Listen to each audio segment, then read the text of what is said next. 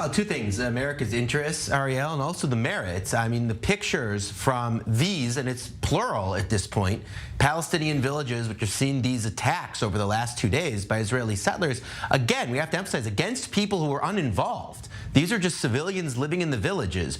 There's no evidence that they had any involvement whatsoever in the terror attacks, other than being, in some cases, not even in all cases, but in some cases, neighbors of those who were involved. At any rate, indiscriminately, settlers going in and attacking property, and even in some cases potentially having endangered lives. There are reports that homes were attacked with people in them.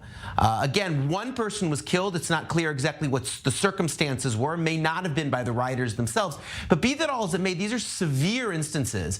And this is not just an isolated event. This is a pattern over the last few days. We have not yet, as far as I know, seen any arrests of anyone by Israeli forces. So the merits are there on the one hand. And on the other hand, of course, America's interests. Obviously, the United States has an important relationship with Israel, but also its relationships across the Arab world, has to maintain its soft power, such as it is, across the Arab world, across the Muslim world. There's also domestic politics within the United States.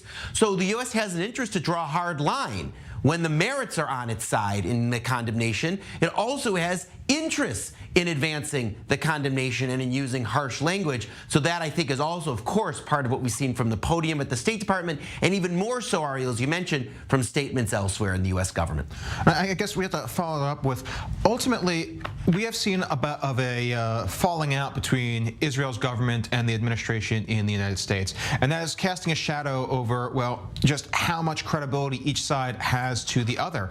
At this point, where do both sides see themselves as being able to still talk on these sort of issues? Oh, there are talks on lots of issues, and there's cooperation on a range of issues, so I don't think we should exaggerate. Obviously, there's a set of disagreements in terms of the Israeli policy in the West Bank. We should say, at least in recent days, a deepening set of disagreements, right? Whether it be on this issue of violence by settlers, whether it be on the issue, as we mentioned before, about approvals for building or the easing of the process for approvals of building within the settlements.